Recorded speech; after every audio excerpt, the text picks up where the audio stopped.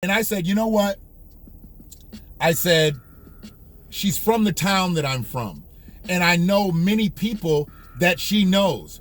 Mutually, I mean, I've never heard anything bad about her. I was like, I'm gonna tell you that. I was like, I've literally never heard anything wrong about her. I was like, is she perfect? I don't know. I can't say she's perfect, but I can say this.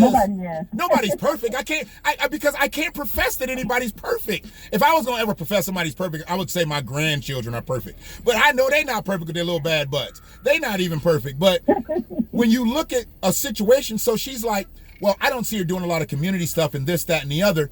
And I'm like, look, as a person who worked for the public defender, you know, as a person who worked in the circuit court system, as a person who has been in this community practicing law for all these years, she had to have been active in the community. Maybe she wasn't active in your community. Maybe she wasn't active in your circles, but it doesn't mean she's not out there. And the one thing I know for sure, as a woman, as a black woman, you wouldn't have been able to get elevated to the point where you would have been able to get nominated to be judge. So that right there was a problem, that she wasn't looking at the realness of it. You already know that if they can find a way to cut your legs out from up under you early, before you become competitive, before you become dangerous, they will do that. So you already knew what you had to do. You had to exceed expectations. What were you taught when you were younger? You got to be twice as good. You got to be twice as good. And that's what you did. I'm sorry, you weren't twice as good. You were like 10 times as good. To get 250 plus, you almost had 10 times as many endorsements as he had. I know I'm light about 50, but I'm rounding up. You almost had 10 times the amount of endorsements that he had, and he had the endorsement of the retiring judge, but still came nowhere near your results, poll-wise, and being out here in the community. Frankly, I had never heard of him before the campaign. I'm gonna be honest with you. I had never heard of him. And I know you just by name recognition alone. I know you by people, you know, I salute Erane, I salute Erane, I salute Erane. I'm like, well, let me just start doing some, and I heard Ann Arbor Huron, and I heard this, and then Sonia, Sonia, talk to Sonia, well, Sonia Williams now. She knows me. If you haven't talked to her about me already, she knows me. First thing she's gonna say is like, oh, Shannon's crazy. Shannon's crazy, you know? I mean, but we grew up together, you know, and people like that, when I saw the people that were in your camp, I was like, oh, she's solid as a rock, because you don't mess with people like that if you're not. And that's what I was like, oh, okay. And it's something that I've had a problem with black people when they get elevated or they go for those positions to be elevated. They tend to lose some of that color in their camp. They tend to start to acquiesce with what they think people want to see, and that would be other people in their camp of other ethnicities, and maybe they start to go to the Rainbow Coalition tactic, or they may want to just go all the way to the other side tactic, and that's not what you did. You were true to yourself. For one, you had black women in your camp. You were true to yourself. Number two, you had black people you were true to yourself. Number two, you had women in your camp. See, when a woman tries to get elevated and she ain't got a lot of women around her, I already find there's something wrong there. Like, she's either difficult to work with or she just likes to be surrounded by a bunch of men. I'm a prejudger. I ain't gonna lie, I'm a prejudger. But I saw the way you moved with your people, and I was like, she's got the right people going for her and saying the right things. And then to know now, 250 endorsements, the top judge in the state, he literally didn't have a chance. And this is not to say anything disparaging about him, but he literally didn't have a chance because you did all the things right to prevent anybody else from coming in and cutting your legs out from under, or she didn't cross this T, she didn't dot this I. You did everything the right way. And I think that was all built off of your perseverance. I think that was all built off of the way your careers went. And mostly, I think it was built off of you getting that 4-year degree, taking that year off to have Jerome, and then getting back and going to get your law degree. Because that right there, that shows that you could jump in, jump out, jump in. You never stopped working. You just had a different job. That's all. And that's where I believe that I think you're going to be a successful judge because of it. You know, and that's a little bit more of what I do want to talk about becoming a judge and what it's going to do. I'm getting back into my notes here because I'm running long. My screen's going off. You've talked about this, and this is another thing, was a heart-tugging thing for me, because I've seen the way people approach going into the court system, whether they have a court case, being a plaintiff or a defendant. You've talked about implementing mental health programs and restorative justice practices, during your campaign. And I know that the court cases that I've dealt with, I had a bunch of angst. Even when I felt good and kind of knew I was going to win or come out on the positive side dealing with the judicial system, you have that anxiety to the point where it doesn't go away until you're exiting, until you're getting back to your car, till you're driving away, because it's just the way the judicial system has treated Black people. And I mean, being totally transparent, and my case might be a traffic ticket, but you can go in there hanging your head like, they're about to throw 10 to 20 at you, just because that's the way the system makes you feel as a Black man, as a Black woman. It's quite intimidating, quite daunting, when you really don't know what to expect or how, to act in those situations. And you talked about implementing mental health programs and restorative justice practices. These are not normal campaign bullet points for judges. So as a man who's been wronged in multiple court systems, I know these things, were way past the necessity. They were way overdue to talk about. But what made you truly hang your hat on a humanist approach? Because that's a humanist approach when you start talking about mental health and restorative justice being a judge. Because really, you're just about the evidence. You're just about what's presented in front of you.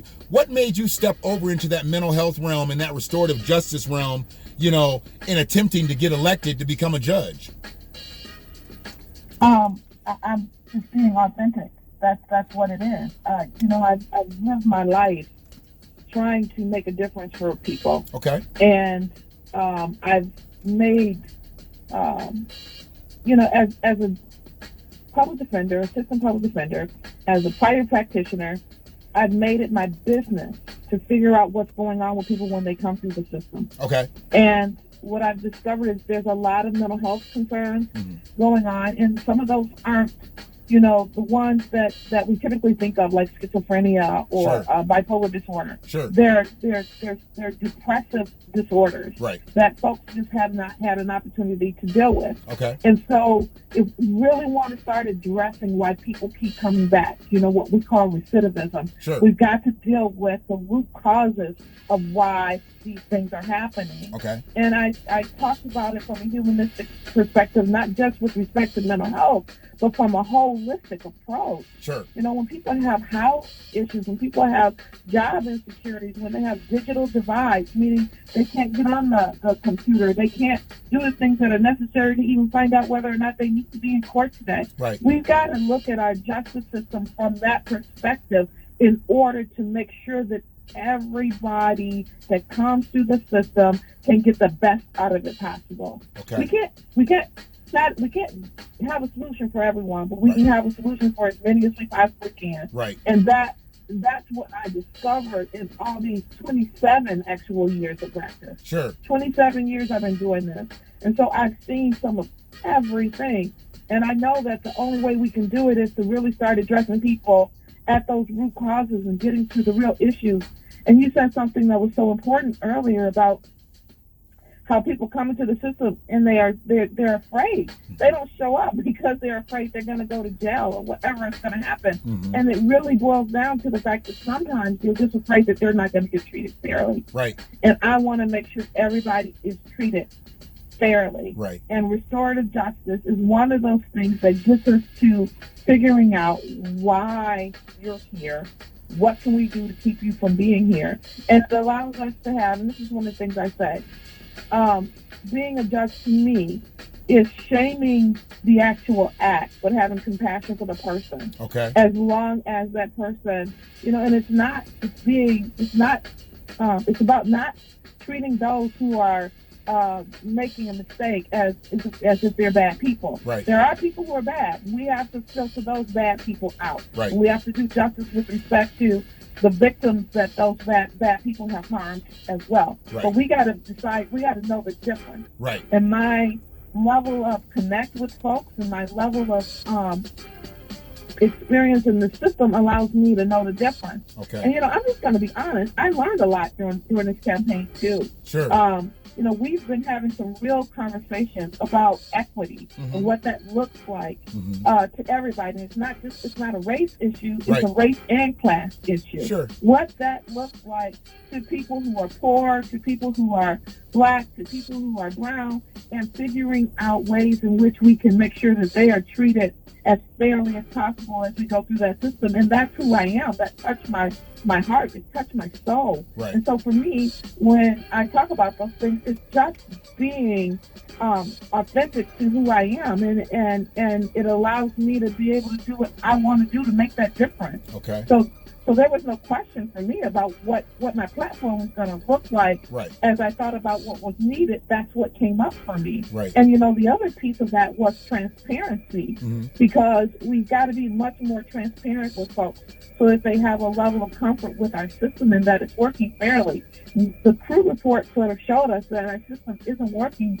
I mean, it shows what we already knew. Right. We already knew that the system wasn't fair. Right. But now, I just want to make sure we have that transparency, not just at the circuit court level, which is what the crew report did, but also at the district court level, at least in Ypsilanti Township. Okay. So I just was being real. That's what it boils down to, keeping it real. Right.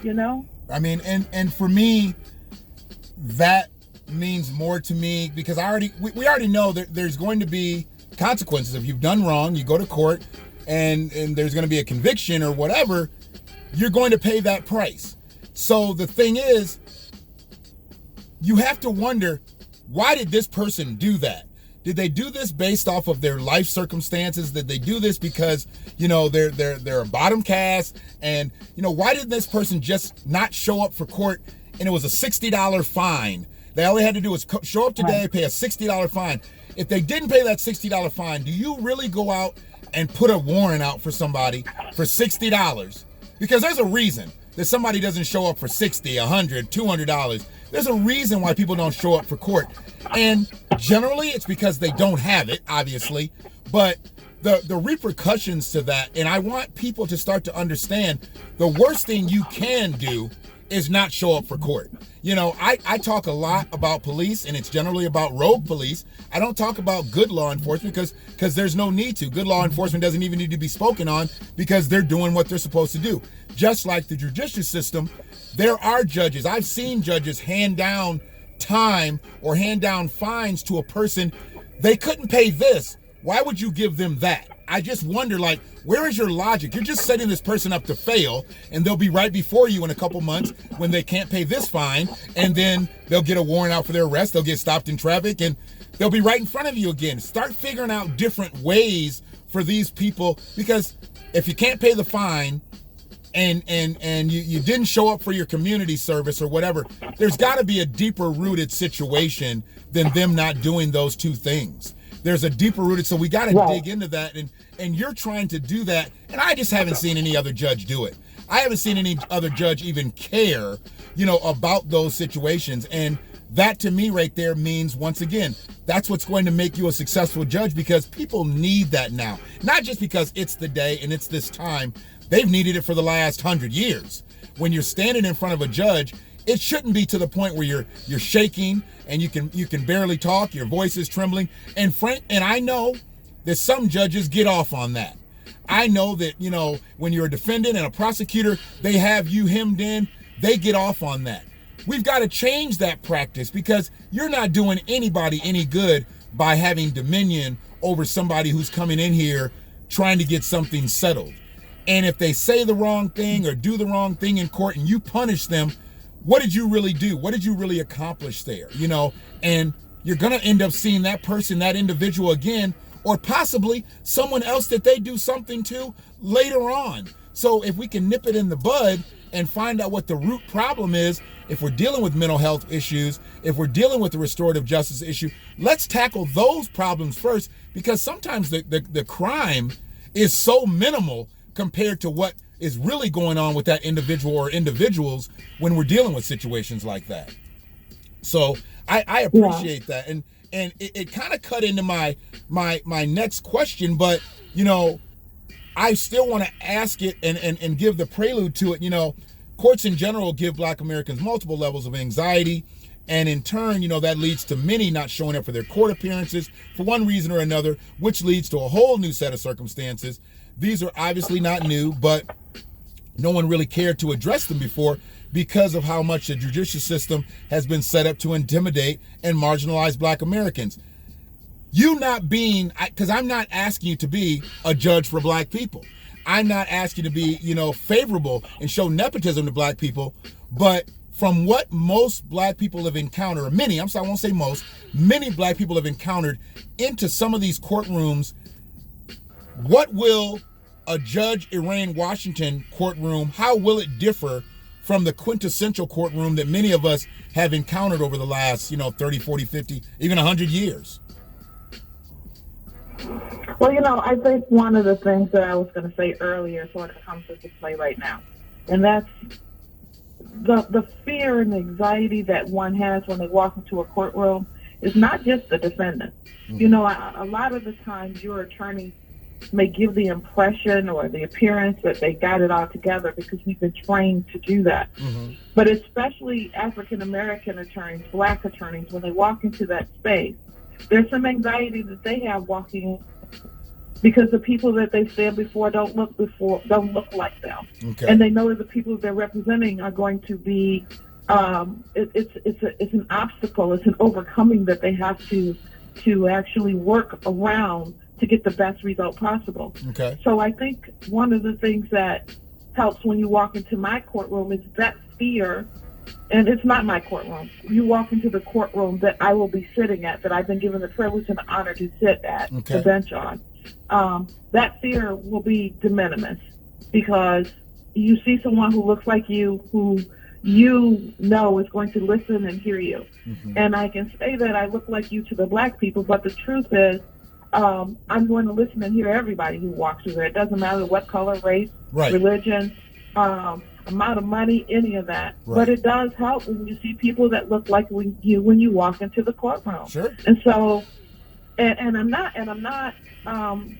you know, I want to make sure everybody who walks into that courtroom feels heard, feels respected.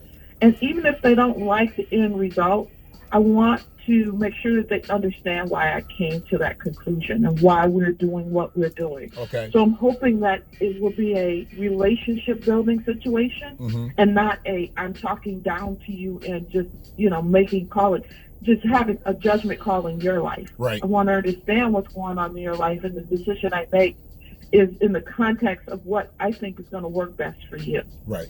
And I've been in a couple courtrooms where the judge has been, I mean, I just thought it was honorable, and no pun intended, but I thought it was honorable for them to explain not only the charges, but explain when the decision was rendered exactly why they came to that decision. And I don't think enough judges do that. And maybe it's all based on time, that they don't always have the time. But the way I also look at it too, if you don't have the time to talk to this person, you should never have the time to talk to anybody else. And I've seen it happen with certain cases, and then I've seen it not happen to other. And unfortunately, the people that step up with attorneys, you know, they're all lawyered up and they look like they're privileged up. They're the ones that really don't need all that explaining. That's what their attorney's for.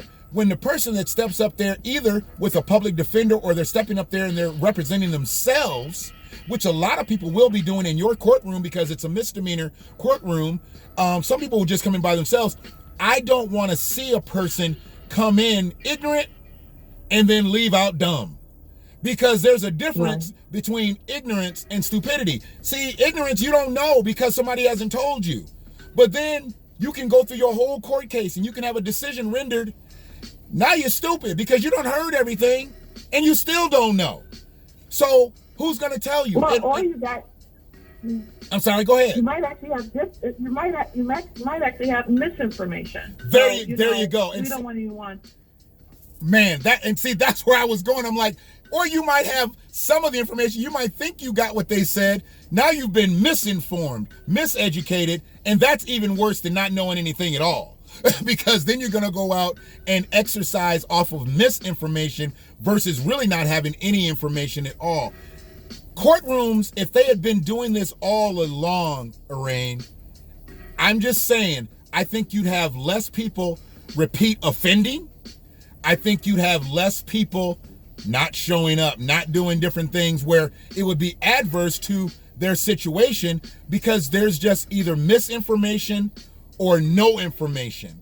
And that's a problem. And you coming a total 180 from where these other people are. And I had to get that right because I hate when brothers say, I'm going to do a whole 360 here. And I'm like, well, wait a minute. That's bringing us right back where we are. So a 180 is when you do the other way. You know, it's like, and then they argue with you. And I'm like, okay, you know, I'm arguing with somebody who said I'm going to do a whole 360. So I can't argue with you. But anyways, you know what I mean? I'm silly. I'm sorry. That's got to come out every now and then. But yeah, that's right there. That approach will be so accepted by so many. And we're not just talking across color lines, we're talking across economic lines, because like I said, a lot of people aren't going to have an attorney when they walk in. And I know you as a judge can't offer legal advice, and that's really what kind of took me to the next phase of my questioning was like, the one thing that I hate to see, and I help brothers all the time when I'm down dealing with the friend of the court situations. I hate to see brothers walk in, they don't look like they're presented right. And this might be an optical presentation, or they got their paperwork rolled up and stuffed in their back pocket. That's also, I look at that as apathy. And I'm like, you don't want that person that you're about to talk to think that you don't care about your situation, because you're here about a kid, right? You're here about your baby, right? You're here about your seed, and whatever demographic, whatever. I tend to use that lingo to work with them. And a lot of them will say when they're young, they're like, yeah, I'm here. Okay. I was like, well, here's the thing. You've already got that look like you hate the world. And I'm not saying that you shouldn't hate the world, because I don't know your circumstances. But once you get across that counter and you go back into one of those offices, you're going to have a very straight-faced individual. I've literally had this conversation tons of times at Friend of the Court, even in regular court situations. And I try to give it to brothers because I don't want anybody treated wrongly for a situation. But if you already setting yourself up for failure, and I can see that, I'm going to try to stop that. That's me. That's just me being Shannon. So when I see people come into court ill-prepared, not because, it's not only because it's frustrating to me, it's time-consuming, and they're waiting for their cases to get called, so they running out of the courtroom and stuff like that. I already know that most courtrooms, they function on time. You try to get a certain amount of cases in before lunch, and you try to get a certain amount of cases in after lunch, and whoever don't get called that day, they got to come back. I've never been in a situation where I've sat all day and had to come back, but I know people that have had to do that. At your level, there are going to be many cases where people don't need attorney. We talked about that, but they may need some type of counseling, in a particular situation. Do you see it as a viable thing to have something that's not really officially formatted as like legal aid, but something that can help a person align themselves possibly with some paperwork or whatever properly before their court appearance? Is that something that's possible, or is that just technically what legal aid does? I mean, can you have that at your level of court where people, it could just be really making sure a person has everything they need before they step into the courtroom, or if they do step in and they know they don't have everything, they make their appearance, they apologize for not having everything together, they want to let you know they made it so they're not looked at as AWOL. But they're going to probably need another opportunity to come back so they have the best opportunity to be able to represent themselves. Is that something that's viable, or is that something that's possible going forward in the court system, at your level and even higher? Yeah, that's one of the tougher questions. Okay. And here's the reason why. Sure. Because anybody giving legal advice has to be an attorney. Okay. Right? Okay. If you're giving technical legal advice. Okay. Otherwise, you're doing what's called the unauthorized practice of law. Okay. And so you can be sued by the State Bar of Michigan for doing unauthorized practice of law. Got it. But if you're talking about whether there's actual, do you have your paperwork in order there's a legal resource center, Okay. and there's legal aid. Both of those places they can give you the proper paperwork so that you make sure you have all the pieces. They can't give you legal advice about it. Got it. But they can actually make sure you have the proper documents. Okay. And Okay.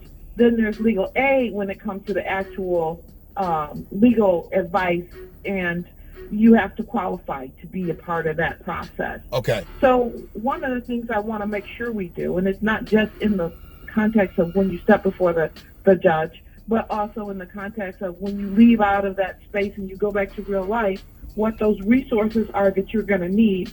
I want to have a resource center right at the front of a kiosk, so to speak, at the front of the court that gives you some direct guidance if an issue comes up in court to where to go, what to do. So it's there for you. Okay. And, you know, the Legal Resource Center is obviously going to be one of those spaces that I'm going to, you know, direct people to. Okay. Now, there are people in the community who also are called community advocates who can help you in other ways as well. And so this is about a collaborative partnership with those in the community who can make a difference for everybody. Okay.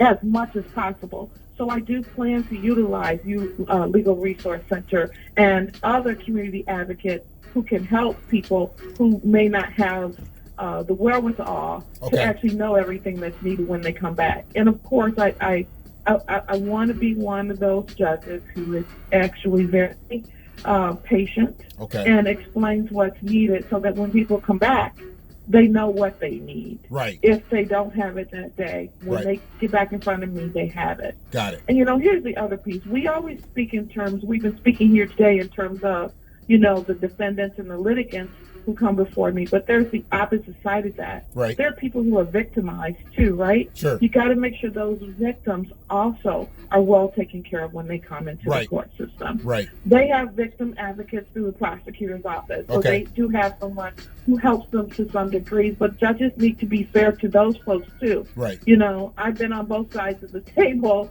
as in being an attorney who's represented many people who have been accused of victimizing people, and I've also represented people who have been victims. And so it gives me that balance. What I'm bringing to the table is balance to make sure that I hear both sides and being able to make a determination based on what those folks are telling me that hopefully is fair to everybody. Okay. You know, that's what we want, for everybody to walk out feeling as though they got some semblance of justice out of this process. Right. And so, you know, so you can't just look at it in terms of what we're going to provide to the litigants, but also what we're going to provide to the victims when they come through as well. Okay, and that's totally my fault, I guess, because I've been thinking and probably doing this whole clip from the defendant side. I mean, I know I've been a plaintiff, and I've actually been victimized in some situations, but I've never really looked at it wholeheartedly from that side. And absolutely, you know, you've got to protect both sides, because, you know, there's some people that, I mean, frankly, I think they get overlooked as victims, you know, because they're trying to get to the end of the situation, because there's some situations out there that are very, very touchy, and I know judges don't want to be there. They don't want to be in those places. So they really don't give the victim the proper just due in a situation. They really, things are done in a more hastily fashion, and I find that to be more disrespectful than probably what happened to the person to be victimized, you know, because they came to the court to get justice, and they not only didn't get justice, they didn't even get heard the proper way by the judge. And that's a problem. You know, that's an issue with, you know, and I look at now where we are, and people don't want to go to court for a variety of reasons, like I said, but if you have been victimized, the last thing you're going to do is say, you know what, court date's coming up today or tomorrow or whatever. You know, you're not going to be feeling that way. You're going to be probably with the covers all the way up to your chin, and you're going to be trapped somewhere, and you're going to, you know, you're not going to want to deal with it, because classic cases, you've probably got to go encounter face to face with the person that victimized you. And that right there is as disabling as anything. Probably worse than the actual act, because the actual act caught you off guard, but now you've got to go revisit it mentally